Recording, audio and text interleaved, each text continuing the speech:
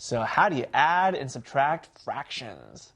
Hi, I'm Jimmy Chang. I've been teaching college mathematics for 9 years, and you and I both know fractions are not the best things to work with, but as you know, they are indeed a necessary evil. And what we're going to go over today are ways that you can add and subtract fractions like and unlike denominators.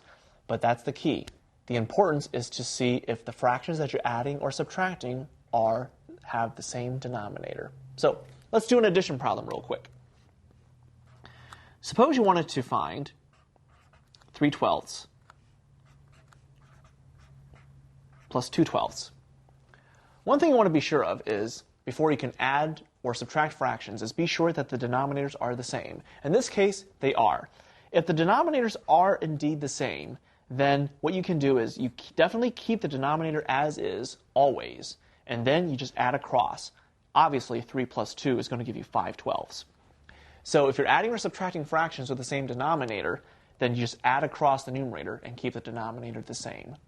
Now, what happens if they don't have the same denominator? Let's just say you have 3/8 minus 1/4. Now, obviously the denominators are not the same, so therefore you have to find one. And this is where the least common denominator comes from.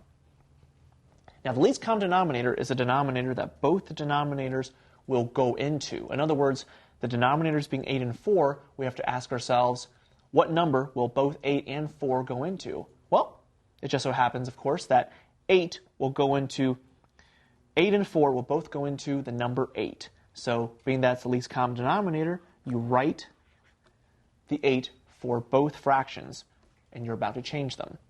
Well, because 8 and 8 are the same, you keep the 3 as it is. But obviously, you have to multiply 4 by something to get 8. Well, 4 times what is 8? It has to be 2.